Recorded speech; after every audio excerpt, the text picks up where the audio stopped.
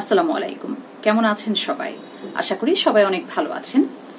আজকে প্রায় অনেকদিন পরেই আমি আবারও আপনাদের সামনে হাজির হয়েছি কিছু গুরুত্বপূর্ণ বিষয় নিয়ে আলোচনা করার জন্য। আলোচনা করার পূর্বে আমি আপনাদের সবাইকে আসলে ধন্যবাদ জানাতে চাই এই বিষয়টির জন্য যে আপনারা এতদিন পর্যন্ত ল ভিকন থেকে পরীক্ষা সংক্রান্ত কিংবা কোনো ধরনের আইন সংক্রান্ত কোনো ধরনের টপিক নিয়ে কোনো ভিডিও বা লেকচার্স কোনো কিছুই আপলোড করা সম্ভব হয়নি প্রায় অনেক দিন পর্যন্তই। তো এর পরেও যারা আপনারা পেজের সাথে ছিলেন, ল ভিকনের সাথেই ছিলেন এবং সেই সাথে হচ্ছে আপনারা নিয়মিত খোঁজ নিয়েছেন যে পরবর্তী লেকচার্স কখন আসতে পারে কিংবা পরবর্তী আইন সংক্রান্ত ভিডিও কখন আসতে পারে। আপনারা প্রিভিয়াস লেকচারগুলো দেখেছেন এবং সেগুলো দেখে সেখান থেকেও আপনারা প্রশ্ন করে গেছেন। আমি অনেকের আসলে মেসেঞ্জারে অনেকের মেসেজ পেয়ে অনেকজনকেই হচ্ছে আমি রিপ্লাই দেওয়ার চেষ্টা করেছি, বা যাদেরকে রিপ্লাই দেওয়া সম্ভব হয়নি আমি তাদের কথাও আমি মনে রেখেছি এবং আমার এই জিনিসটা সত্যিই ভালো লেগেছে যে আপনাদের জানার আগ্রহটা অনেক বেশি এবং এটা থাকাটা উচিত। আপনাদের যে একটা জানার আগ্রহ, স্পৃহা, সেটা আসলেই একটা ভালো লাগার বিষয়। তো চলুন তাহলে আমরা আমাদের মূল আলোচনায় ফিরে যাই। তো আজকে আমরা মূলত আলোচনা করতে যাচ্ছি ফৌজদারি কার্যবিধি আইন 1898 145 ধারার বিষয়বস্তু নিয়ে। বেশ কিছুদিন আগে আমরা 144 ধারার বিষয়বস্তু নিয়ে আলোচনা করেছি। তো আজকে আমাদের আলোচনার টপিক হচ্ছে 145 ধারা। আমরা এই বিষয়টি কিন্তু আমরা অনেকেই অবগত আছি বা আমরা অনেকেই এটা শুনেছি যে জমি জমা সংক্রান্ত বা সম্পত্তির বিরোধ সংক্রান্ত বা দখল সংক্রান্ত বিরোধ নিয়ে 145 ধারায় মামলা দায়ের করা হয়। এখন কথা হচ্ছে 145 ধারার মামলাটা আসলে কি, মানে কেন দায়ের করা হয় বা এটার অ্যাকচুয়াল ডেফিনেশনটা আসলে কি, এবং এই 145 ধারার আদেশ কি হতে পারে বা এই 145 ধারার আদেশ কে বা কারা জারি করতে পারেন এবং এর সাথে যে আনুষঙ্গিক বিষয়গুলো সেগুলো আসলে কি। তো চলুন আজকে আমরা বিস্তারিত জেনে নিই 145 ধারা প্রসঙ্গে। প্রথমেই আমরা জানবো যে 145 ধারার শিরোনাম এবং সারমর্ম প্রসঙ্গে।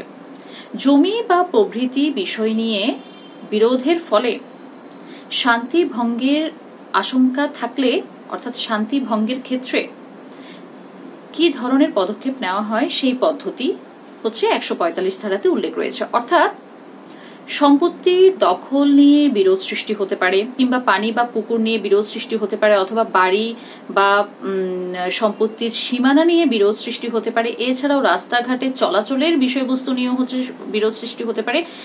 এই সকল বিরোধ সৃষ্টি হলে সেই ক্ষেত্রে যদি শান্তি ভঙ্গের কোনো আশঙ্কা থাকে কিংবা এই সকল বিষয়বস্তুকে ঘিরে যদি কোনো ধরনের কোনো বিরোধের ফলে যদি কোনো অপরাধ সংঘটনের সম্ভাবনা থেকে থাকে, সেই ক্ষেত্রে প্রশাসন কি ধরনের স্টেপ নিতে পারে কিংবা কি ধরনের পদক্ষেপ নেওয়া যেতে পারে এই সংক্রান্ত পুরো বিষয়টি হচ্ছে 145 ধারাতে মূলত উল্লেখ রয়েছে। তো 145 ধারার আদেশ কি হতে পারে বা কে 145 ধারার আদেশ জারি করতে পারে আমরা শুরুতেই জেনে নিচ্ছি সেটা। তো সে প্রসঙ্গে জানতে হলে আমাদেরকে চলে যেতে হবে 145(1) উপধারাতে। 145(1) উপধারাতে উল্লেখ রয়েছে, জেলা ম্যাজিস্ট্রেট বা এই উদ্দেশ্যে সরকার কর্তৃক বিশেষভাবে ক্ষমতাপ্রাপ্ত নির্বাহী ম্যাজিস্ট্রেট পুলিশ রিপোর্টের ভিত্তিতে অথবা অন্য কোনোভাবে সংবাদ পেয়ে কিংবা যারা ভুক্তভোগী তারাও সেই সংবাদটা দিতে পারে, ঠিক আছে, কোনোভাবে যদি তিনি সংবাদ পেয়ে এই মর্মে যদি তিনি সন্তুষ্ট হন যে তার অধিক্ষেত্রের স্থানীয় সীমানার মধ্যে জমি, পানি, পুকুর, রাস্তাঘাটে চলাচলের বিষয় কিংবা বাড়ি বা তার সীমানা এই সংক্রান্ত সকল বিষয় নিয়ে বিরোধের সৃষ্টি হয়েছে এবং সেই বিরোধের ফলে সেখানে শান্তি ভঙ্গের আশঙ্কা রয়েছে কিংবা কোনো অপরাধ সংগঠনের সম্ভাবনা রয়েছে, তাহলে তিনি অর্থাৎ ম্যাজিস্ট্রেট একটি নির্ধারিত সময়ের মধ্যে পক্ষসমূহকে আদালতে হাজির হওয়ার নির্দেশ দিবেন। এখন এখানে পক্ষসমূহ বলতে আমরা কি বুঝি? পক্ষসমূহ বলতে হচ্ছে যাদের মধ্যেই হচ্ছে সেই জমি জমা কিংবা বাড়ির সীমানা সম্পত্তি নিয়ে বিরোধের সৃষ্টি হয়েছে, হ্যাঁ, এবং সেই বিরোধের সৃষ্টির ফলে হচ্ছে শান্তি ভঙ্গের সম্ভাবনা রয়েছে, সেই পক্ষসমূহকে হচ্ছে বোঝানো হয়েছে। তো সেই পক্ষসমূহকে হাজির হওয়ার নির্দেশ দেবেন এবং তাদের বিরোধীয় বিষয়বস্তুতে প্রকৃত যে দখলদার সেটা সম্পর্কে তাদের নিজ নিজ যেই বক্তব্য সেটার লিখিত বিবৃতি পেশ করার নির্দেশ দিয়ে আদেশ প্রদান করবেন। এবং এই বিষয়টি উল্লেখ আছে কোথায়? 1 উপধারাতে। এখানে আমি ছোট্ট করে একটা বিষয় বলে রাখতে চাই যে 145(2) উপধারাতে আবার জমি পানি বলতে কি বোঝানো হয়েছে সেটা উল্লেখ রয়েছে। সেটা হচ্ছে জমি পানি বলতে দালান, বাজার, মৎস্য খামার, তারপরে হচ্ছে জমিতে উৎপন্ন ফসল, দ্রব্যাদি এবং খাজনা বা তার লভ্যাংশকে অন্তর্ভুক্ত করা হয়েছে। আচ্ছা, তো আমরা 145(1) উপধারাতে যে বিষয়টি আমরা জেনেছি একটু আগে, সেখান থেকে কিন্তু আমরা অলরেডি 3টা বিষয় জেনে গেছি। একটা হচ্ছে 145 ধারার আদেশ কে দিতে পারেন?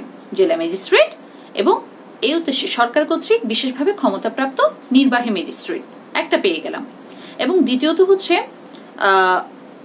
মানে এমন যে একটা সমস্যা সৃষ্টি হয়েছে, মানে সম্পত্তি নিয়ে, জমির দখল নিয়ে যে একটা একটা সমস্যা সৃষ্টি হয়েছে, এটা ম্যাজিস্ট্রেট কিভাবে জানলো? পুলিশ রিপোর্টের ভিত্তিতে, কিংবা কোনো সংবাদদাতার মাধ্যমে, কিংবা অন্য যে কোনো ভাবে সংবাদ পেয়ে ম্যাজিস্ট্রেট এটা সম্পর্কে নিশ্চিত হয়েছেন যে এমন একটি সম্ভাবনা থাকতে পারে যে শান্তি ভঙ্গের একটা সম্ভাবনা কিংবা অপরাধ সংগঠনের কোনো সম্ভাবনা থাকতে পারে। সেই সাথে আমরা 3 নম্বর যে বিষয়টি আমরা এখান থেকে জেনেছি সেটা হচ্ছে ম্যাজিস্ট্রেট পক্ষসমূহকে আদালতে হাজির হওয়ার নির্দেশ দিবেন, এবং সেই সাথে তাদের যে নিজ নিজ দাবি, কিসের দাবি? সেই বিরোধীয় সম্পত্তিতে বা বিষয়বস্তুতে প্রকৃত দখলদারের যে একটা বিষয়, সেই সংক্রান্ত তাদের যেই নিজ নিজ দাবি সেটার একটা লিখিত বিবৃতি পেশ করার জন্য নির্দেশ দিয়ে আদেশ প্রদান করবেন।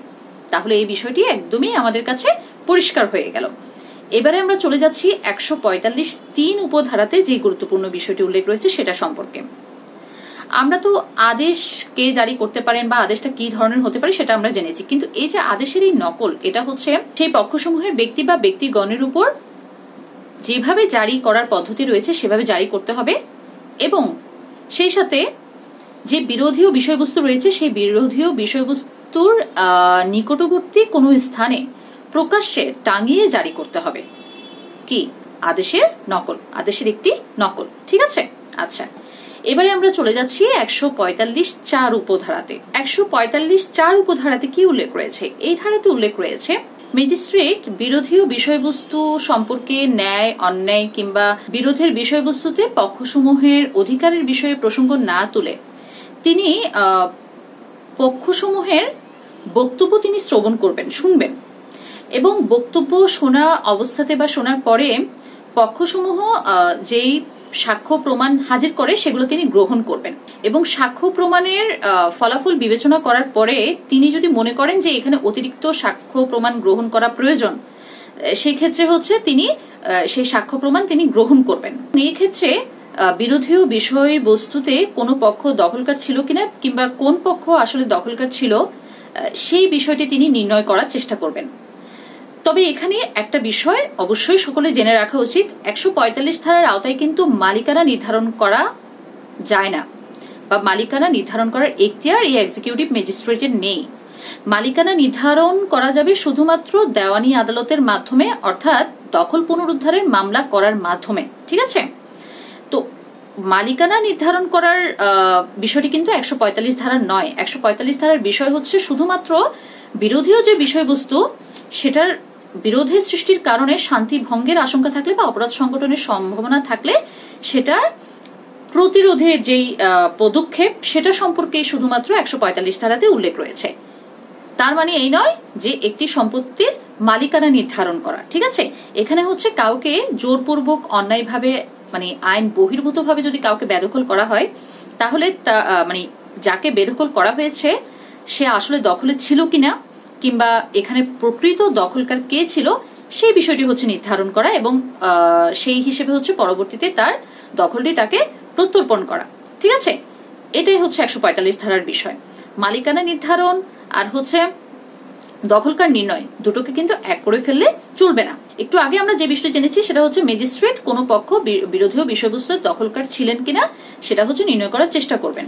এখানে আরেকটি বিষয় মনে রাখা প্রয়োজন, যদি ম্যাজিস্ট্রেটের নিকট এটা প্রতীয়মান হয় আদেশের তারিখের পূর্ববর্তী 2 মাসের মধ্যে যদি কোনো পক্ষকে জোরপূর্বক অন্যায়ভাবে তার সম্পত্তি, মানে সেই সম্পত্তি বা উক্ত বিরোধীয় বিষয়বস্তু থেকে হচ্ছে যে জোরপূর্বক বেদখল করা হয়, তাহলে সেই বেদখল পক্ষকে উক্ত বিষয়বস্তুতে দখলকার ছিল বলে গণ্য করা হবে। এরপরে আমাদের আরেকটা যে বিষয় অবশ্যই মনে রাখা প্রয়োজন সেটা হচ্ছে 145(5) উপধারা। বিরোধীয় বিষয়বস্তুর পক্ষসমূহ কিংবা বিরোধী বিষয়বস্তুতে শর্ত সংশ্লিষ্ট কোনো ব্যক্তি যদি এটি প্রমাণ করতে পারেন যে এরূপ কোনো বিরোধ ছিলই না বা নেই, তাহলে ম্যাজিস্ট্রেট তার পূর্ববর্তী আদেশ বাতিল করবেন এবং পরবর্তী সকল কার্যক্রম স্থগিত করবেন। 145(6) উপধারাতে কি উল্লেখ রয়েছে? এই ধারাটি খুবই গুরুত্বপূর্ণ একটি ধারা। এখানে উল্লেখ রয়েছে ম্যাজিস্ট্রেট যদি এই সিদ্ধান্তে উপনীত হন যে পক্ষসমূহের মধ্যে কোনো একটি পক্ষকে অন্যায়ভাবে বেদখল করা হয়েছে, তাহলে তিনি সেই পক্ষকে, অর্থাৎ যে পক্ষকে অন্যায়ভাবে বেদখল করা হয়েছে সেই পক্ষকে হচ্ছে সেই বিরোধী বিষয়বস্তুর প্রকৃত দখলদার হিসেবেই হচ্ছে গণ্য করবেন বা গণ্য করা হবে, যেটা আমরা কিছুক্ষণ আগেই জেনেছি। এবং এখানে শেষ নয়, ম্যাজিস্ট্রেট একটি আদেশ দ্বারা, অর্থাৎ যে পক্ষসমূহকে অন্যায়ভাবে বেদখল করা হয়েছে, আইনানুগ পন্থা অবলম্বন না করে বেদখল করা হয়েছে, সেই পক্ষসমূহকে আইনানুগভাবে উচ্ছেদ না করা পর্যন্ত, আমি আবারও বলছি, আইনানুগভাবে উচ্ছেদ না করা পর্যন্ত একটি আদেশ দ্বারা সেই বিরোধীয় সম্পত্তি বা বিষয়বস্তুর দখলকারী হিসেবে হচ্ছে ঘোষণা করবেন। যেই সম্পত্তিতে তারা দখলের অধিকারী, সেই সম্পত্তি বা সেই বিরোধী বিষয়বস্তুতে দখলের পরে সেখানে কোনো ধরনের কোনো বাধা বিঘ্ন সৃষ্টির উপরে নিষেধাজ্ঞা জারি করবেন। অর্থাৎ এক্ষেত্রে হচ্ছে এটি বোঝানো হয়েছে, যাদেরকে, যে পক্ষসমূহকে জোরপূর্বক বেদখল করা হয়েছে তাদেরকে সেই দখল প্রত্যর্পণটি দেওয়ার পরে সেখানে কোনো ধরনের কোনো বাধাবিঘ্ন সৃষ্টি করা যাবে না। এই ব্যাপারে হচ্ছে ম্যাজিস্ট্রেট একটি আদেশ প্রদান করবেন এবং বাধাবিঘ্ন যাতে কেউ করতে না পারে সেজন্য নিষেধাজ্ঞা জারি করবেন। একটু বুঝিয়ে বলছি বিষয়টা, সেটা হচ্ছে এখানে দখল প্রত্যর্পণের বিষয় বলা হয়েছে, মালিকানার বিষয়ে বলা হয়নি, ঠিক আছে? উচ্ছেদের যে বিষয়টি বলা হয়েছে, অর্থাৎ আইনানুগভাবে উচ্ছেদ না হওয়া পর্যন্ত দখলের অধিকারী হিসেবে ঘোষণা করেছেন। তো আইনানুগভাবে উচ্ছেদ মানে কি? কেউ যদি সেই সম্পত্তির বা সেই বিষয়বস্তুর মালিকানা দাবি করে, তাহলে কিন্তু সে কাউকে অন্যায়ভাবে কাউকে বেদখল করতে পারবে না। প্রথমে তাকে প্রমাণ করতে হবে যে সেই সম্পত্তির মালিক তিনি নিজে, ঠিক আছে? এবং সেটা করার জন্য তাকে দখল পুনরুদ্ধারের মামলা করতে হবে। সেটা কিন্তু এই 145 ধারার আওতায় না, ঠিক আছে?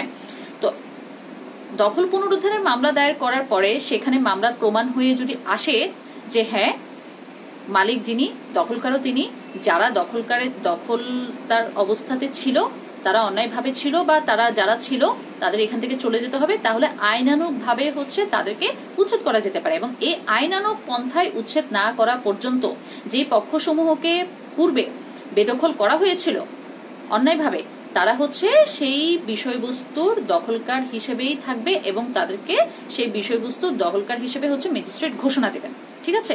এই বিষয়টি হচ্ছে এখানে উল্লেখ রয়েছে। এবং তাদেরকে যখন যখন এটা প্রমাণ হয়ে গেছে যে বলপূর্বক তাদেরকে সেখান থেকে বেদখল করা হয়েছিল এবং এরপরে ম্যাজিস্ট্রেট দখল প্রত্যর্পণ করবেন এবং এরপরে কিন্তু সেখানে কোনো ধরনের কোনো বাধাবিঘ্ন সৃষ্টি করা যাবে না, এই প্রসঙ্গেও কিন্তু ম্যাজিস্ট্রেট একটি আদেশ প্রদান করবেন, ঠিক আছে? 145(8) উপধারাতে কি উল্লেখ রয়েছে? এই ধারাতে উল্লেখ রয়েছে বিরোধী বিষয়বস্তু যদি পচনশীল হয়ে থাকে অথবা স্বাভাবিকভাবে যদি এটা ক্ষয়শীল হয়ে থাকে, তাহলে সেই ক্ষেত্রে ম্যাজিস্ট্রেট সেই বিরোধী বিষয়ের হেফাজত করার জন্য কিংবা তার অংশ, বিরোধী বিষয় যেহেতু পচনশীল বলা হচ্ছে এখানে, সে পচনশীল, সেক্ষেত্রে হচ্ছে সেটা বিক্রয় করার জন্য নির্দেশ দিবেন। এই ক্ষেত্রে অনুসন্ধান শেষে বা বিচার কার্য শেষে যে পক্ষ ক্ষতিগ্রস্ত বা যে পক্ষ সেই বিক্রয় লব্ধটি পাওয়ার অধিকারী, সেই পক্ষকে সেই বিক্রয় লব্ধটি দেওয়ার নির্দেশ প্রদান করবেন। এবারে আমরা আলোচনা করতে যাচ্ছি ফৌজদারি কার্যবিধি আইন 1898 146 ধারা প্রসঙ্গে। 146 ধারার শিরোনামটি হচ্ছে বিরোধীয় বিষয় ক্রোক করার ক্ষমতা, অর্থাৎ বিরোধীয় বিষয় ক্রোক করার ক্ষমতা প্রসঙ্গে 146 ধারায় উল্লেখ রয়েছে। এখন এই ক্রোকটা আসলে কখন করা হয় বা এই ক্ষেত্রে নির্দিষ্ট নিয়মগুলো কি কি, চলুন বিস্তারিত জেনে নেই। 146(1) উপধারাতে উল্লেখ রয়েছে, ম্যাজিস্ট্রেট যদি এই প্রসঙ্গে যদি নিশ্চিত হন বা স্থির করতে পারেন বা নির্ধারণ করতে পারেন যে বিরোধীয় বিষয় বস্তুতে কোনো পক্ষই দখলকার ছিল না, অথবা এটাও হতে পারে যে ম্যাজিস্ট্রেট নির্ধারণ করতে অসমর্থ হয়েছে যে কোন পক্ষ আসলে বিরোধীয় বিষয়সমূহের মধ্যে হচ্ছে প্রকৃত দখলকার ছিল। একটা হচ্ছে কেউই ছিল না, আর একটা হচ্ছে কে আসলে দখলকার ছিল, এই বিষয়ে নির্ধারণ করতে তিনি অসমর্থ হয়েছেন, ঠিক আছে? তাহলে সেই ক্ষেত্রে করণীয় কি? আদালতে পক্ষসমূহের অধিকার বা দখল পাওয়ার অধিকারী ব্যক্তি বা পক্ষ সাব্যস্ত না হওয়া পর্যন্ত, অর্থাৎ নিশ্চিত না হওয়া পর্যন্ত আদালত সেই বিরোধী বিষয়বস্তু ক্রোক করতে পারেন। আবারও বলছি, ম্যাজিস্ট্রেট যদি এই সিদ্ধান্তে উপনীত হন বা এটা সম্পর্কে নিশ্চিত হন যে কোনো পক্ষই বিরোধীয় বিষয়বস্তুতে দখলকার ছিল না বা কোন পক্ষ দখলকার ছিল সেটা তিনি নির্ধারণ করতে যদি অসমর্থ হন, সেক্ষেত্রে হচ্ছে আদালতে পক্ষসমূহের অধিকার কিংবা দখল পাওয়ার অধিকারী ব্যক্তি সাব্যস্ত না হওয়া পর্যন্ত তিনি সেই বিরোধীয় বিষয়বস্তু তিনি ক্রোক করতে পারেন। তবে এই ক্ষেত্রে অবশ্যই মনে রাখতে হবে, যদি ম্যাজিস্ট্রেট এই সিদ্ধান্তে উপনীত হন যে বিরোধীয় বিষয়বস্তু নিয়ে কোনো ধরনের কোনো আর শান্তি ভঙ্গের কোনো আশঙ্কা নেই বা সম্ভাবনা নেই, কোনো অপরাধ সংগঠনের সম্ভাবনা নেই, সেই ক্ষেত্রে তিনি ক্রোকাদেশ প্রত্যাহার করতে পারেন। 146(2) উপর ধারাতে কি উল্লেখ রয়েছে? এই ধারাতে উল্লেখ রয়েছে, যখন কোনো ম্যাজিস্ট্রেট সম্পত্তি ক্রোক করেন তখন তিনি যদি উপযুক্ত মনে করেন, সেক্ষেত্রে দেওয়ানি আদালত যদি কোনো ধরনের কোনো রিসিভার নিয়োগ করে না থাকেন, তিনি একজন রিসিভার নিয়োগ করতে পারেন এবং সেই রিসিভার তার সকল ক্ষমতা দেওয়ানি কার্যবিধি অনুসারেই হচ্ছে প্রয়োগ করতে পারবেন। আমাদের আজকের আলোচনা আমরা এখানেই শেষ করছি। তো আশা করি 145 এবং 146 ধারা প্রসঙ্গে আপনাদের আর কোনো কনফিউশন নেই। যদি কোনো প্রশ্ন অ্যারাইজ হয় কিংবা আপনাদের কোনো কনফিউশন থেকে থাকে, সেটা অবশ্যই আপনারা ল বিকন পেজ ইনবক্সে কিংবা এই ভিডিওর কমেন্ট বক্সে আপনারা জিজ্ঞাসা করতে পারেন।